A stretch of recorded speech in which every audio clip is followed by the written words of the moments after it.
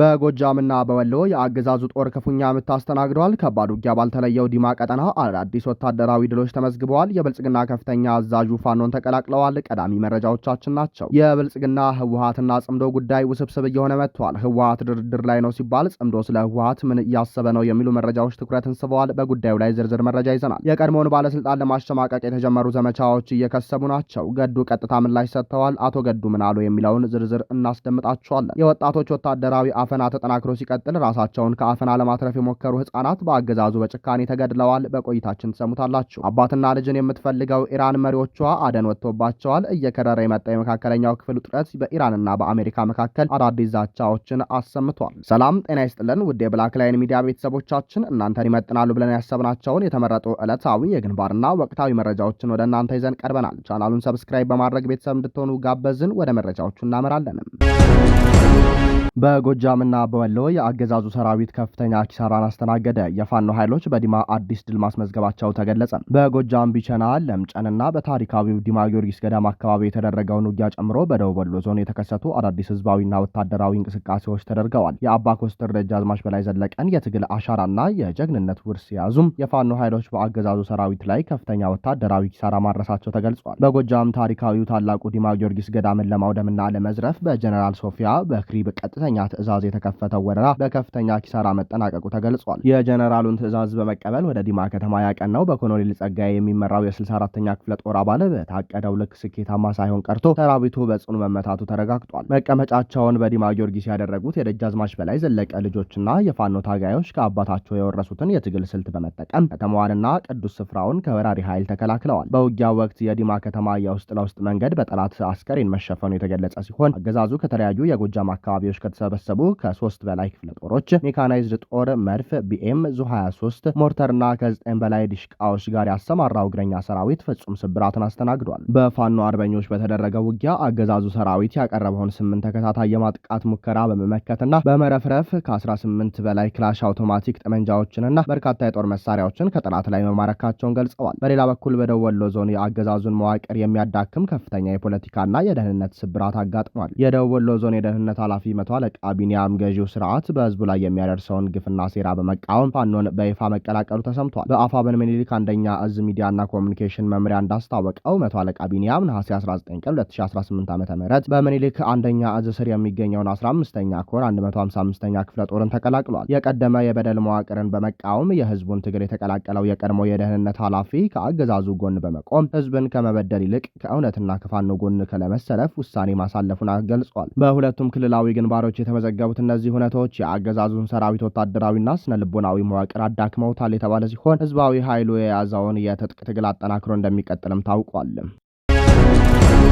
አቶ ገዱ አንዳርጋቸው ለማሸማቀቅ የተከፈተውን ዘመቻ ተከትሎ ምላሽ ሰጡ። የቀድሞ የኢትዮጵያ ውጭ ጉዳይ ሚኒስትር፣ የአማራ ክልል ፕሬዝዳንትና የጠቅላይ ሚኒስትሩ የደህንነት ጉዳዮች አማካሪ ሆነው ያገለገሉት አቶ ገዱ አንዳርጋቸው በስደት በሚገኙበት አሜሪካ ውስጥ የፓርኪንግ ስራ ሲሰሩ የሚያሳይ ቪዲዮ የማህበራዊ ሚዲያ ከተሰራጨ በኋላ ትልቅ መነጋገሪያ ርዕስ ሆኗል። በአሜሪካ ዋሽንግተን ዲሲ አካባቢ በሚገኝ የፓርኪንግ ቦታ ላይ አንድ የብልጽግና ደጋፊ እንደሆነ የተገለጸ ግለሰብ አቶ ገዱን በቪዲዮ በመቅረጽ ካላቸው ከፍተኛ የፖለቲካ የስልጣን ማዕረግ አንጻር አሁን የደረሱበትን የህይወት ሁኔታ ለማጣጣልና ለመዝለፍ ያለመ ዘመቻ አስከፍቶባቸዋል። ይሁን እንጂ አቶ ገዱ አንዳርጋቸው ለቀረበባቸው አጣጣይ እንቅስቃሴ የሰጡት ምላሽ ጥንካሬ የተሞላበትና የህዝብን አክብሮት የበለጠ ያተረፈላቸው ሆኗል። በራስ ጥረት መኖር ክብር ነው። በስደት በሚገኙበት ሀገር በነጻነት በገዛ ላባቸውና በጥረት ያገኙትን ማንኛውንም ስራ ሰርተው ራሳቸውን ማስተዳደራቸው የሞራል የበላይነትና ክብር እንጂ ውርደት እንዳልሆነ ገልጸዋል። በስልጣን በነበሩበት ወቅት የህዝብና የሀገር ሀብት ባለመዝረፋቸው አሁን ንጹህ ህሊና ኑሯቸው በስደት በላባቸው የሚኖሩበትን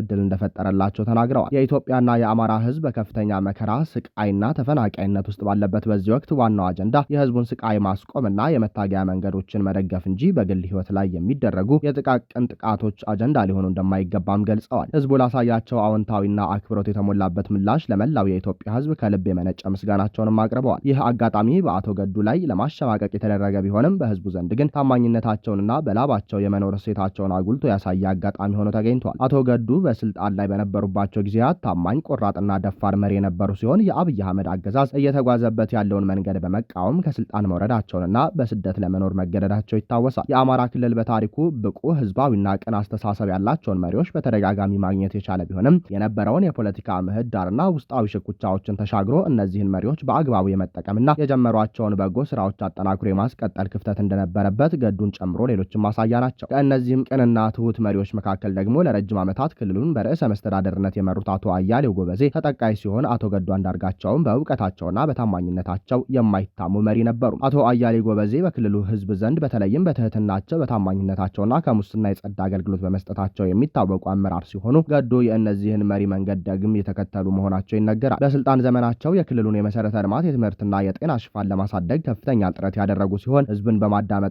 ለህዝብ ጥያቄዎች ትኩረት በመስጠት ረገድ ምሳሌ የሚሆን ስራ አሳይተዋል። ነገር ግን በርካታ የፖለቲካ ተንታኞች እንደሚገልጹት አቶ አያሌውና አቶ ገዱ ያሉ የረጋና ህዝባዊ አመለካከት ያላቸውን መሪዎች አቅምና ቅንነት ክልሉ በረጅም ጊዜ ስትራቴጂካዊ ጥቅሙ ላይ አውሎታል ብሎ መመልከት ሲቻል መሪን ከመደገፍ ይልቅ መተቸት መቅደሙ ስራዎችን ማደብዘዙ ተገልጿል። የመሪዎችን ሀሳብና አቅም በአግባቡ አለመጠቀም የጀመሯቸውን የልማትና የመልካም አስተዳደር ስራዎች በቋሚነት እንዳይቀጥሉ ማድረግ ልክ አሁን በክልሉ ህዝብ ላይ ጦር የሚያዘምቱ እንደናረጋ ከበደ ያለ ባንዳ መሪ እንዲመጣ በር የከፈተና በህዝቡ ላይ ስደትና ሞትን ያስከተለ መከራን አምጥቷል። ህዝብ ከዓመታት ተመርጠው በቂ የሚሉ ቆራጥና ወሳኝ መሪዎችን መደገፍ ይኖርበታል የሚሉት አስተያየት ሰጪዎች እንደነ ዶክተር ይልቃልና አረጋ ከበደ የመሳሰሉት ክልሉ ላይ አውዳሚ ኃይል እንዲገባ የሚጋብዙ መሪዎችን ደግሞ በአጸፋዊ ምላሽ መታገልና ማስወገድ ተገቢ እንደሚሆን ጠቁመዋል።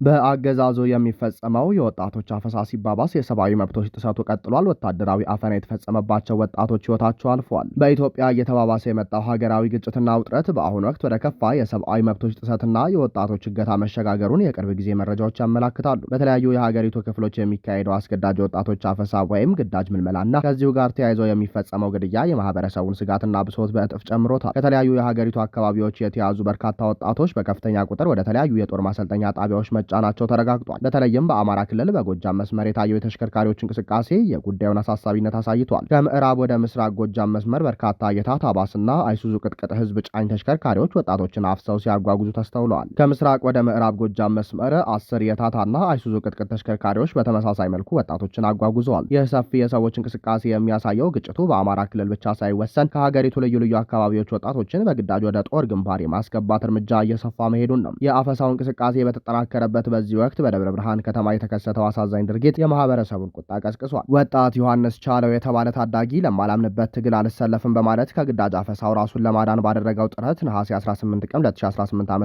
በደብረ ብርሃን ከተማ መሀል አደባባይ ላይ ህይወቱ እንዲያልፍ ተደርጓል። ይህ ክስተት ህዝብን ያስቆጣ ሆኗል። የወጣቶች ህይወት የሀገር ወደፊት ተስፋና መሰረት እንደመሆኑ መጠን እንዲህ ያሉ ኢሰብአዊ ድርጊቶችም ግዳጅ ምልመላዎችና የኃይል እርምጃዎች የከፋ ማህበራዊና ፖለቲካዊ ውድቀትን እያስከተሉ ህዝባዊ ቁጣን እየቀሰቀሱ መጥተዋል። ዜጎችን አስገድዶ ለጦርነት ማገድ እና የተቃወሙትን ደግሞ በህዝብ ፊት ህይወታቸውን ማጥፋት የህግ የበላይነት መሸርሸሩንና የአገዛዙን የሞራል ዝቅጠት የሚያሳይ እንደሆነ የሰብአዊ መብት ተሟጋቾችና የተለያዩ ወገኖች ይገልጻሉ። አሁን ያለው ሁኔታ ካልቆመና የዜጎች ደህንነት ካልተከበረ ሀገራዊ ቀጠናው ወደ የከፋ ቀውስ የሚያመራ መሆኑ ተመለክቷል።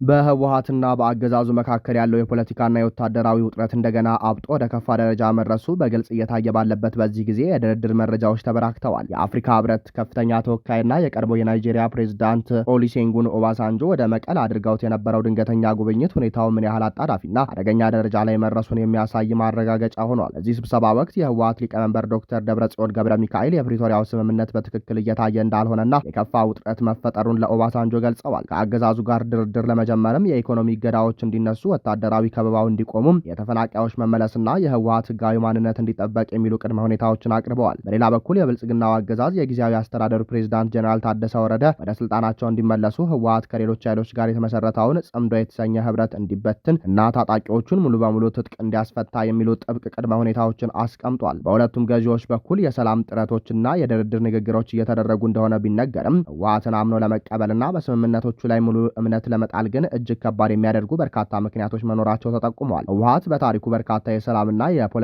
ውይይቶች ላይ ቢሳተፍም ስምምነቶችን እንደ እውነተኛ የመፍትሄ መንገድ ሳይሆን ጊዜ መግዣና ስትራቴጂካዊ የበላይነት ማግኛ አድርጎ የመጠቀም የረጅም ልምድ አለው የሚሉት የብልጽግና ደጋፊ ሚዲያ ዘማቾችም በፕሪቶሪያው ስምምነት መሰረት ትጥቅ የማስፈታት ግዴታ ቢኖርበትም ሂደቱን ማጓተቱና አሁንም በወታደራዊ ዝግጅት ላይ ትኩረት ማድረጉ ለድርድር ያለው ቁርጠኝነት አጠራጣሪ መሆኑን ያሳያል ሲሉ የቀረበ ትችታቸውን ሰንዝረዋል። ጽምዶን የመሰረቱ ኃይሎች ደጋፊዎች በበኩላቸው ህወሓት ከአገዛዙ ጋር ድርድር ከፈጸመና ስምምነት ላይ ከደረሰ የእነሱ የጽምዶ ጉዳይ ማረፊያ የሌለው እንዳይሆን ጥንቃቄ እንዲደረግ ጠይቀዋል። በቅርቡ በክልሉ ጊዜያዊ አስተዳደር ፕሬዝዳንት በጀነራል ታደሰ ወረደ ላይ ተፈጽሟል የተባለው የቁም እስርና የፖለቲካ ገለልተኝነትም ህወሓት አሁንም በኃይልና በጉልበት የበላይነቱን ለማስከበር እንደሚጥር ማሳያ ነው የሚሉት የአራት ኪሎ ባለዙፋን ደጋፊዎችም ከራሱ የውስጥ አመራሮችና የትግራይ ተፎካካሪ ኃይሎች ጋር እንኳን በሰላምና በዲሞክራሲ መንገድ መስራት ያልቻለ ስብስብ ከአገዛዙ ጋር ዘላቂ ሰላም ይፈጥራል ብሎ ማመን ያስቸግራል ይሉታል። ህወሓት በአንድ በኩል ከአገዛዙ ጋር የሰላም ወሬ እያወራ፣ በሌላ በኩል ደግሞ ብልጽግናን ኃይል ለመጣል ከተደራጁ የተለያዩ ኃይሎች ጋር ጽምዶ የተሰኘ ጥምረት መመስረቱም የትኛው ጋር ያዘነብላል የሚለው ትኩረት ስቧል። ይህ አይነቱ ሁለት ፍየል የሚነዳ አካሄድ ድርድሩ ወይንም ጽምዶን ለምስል ያህል ብቻ እያካሄደው እንደሆነ ይጠቆማል። በጦርነቱ ምክንያት ለከፍተኛ ስቃይ፣ መፈናቀልና የኢኮኖሚ ውድቀት የተዳረገውን የትግራይ ህዝብ ችግርም በዘላቂነት ከመፍታት ይልቅ ድርድራቸውን በፖለቲካዊ ማንነትና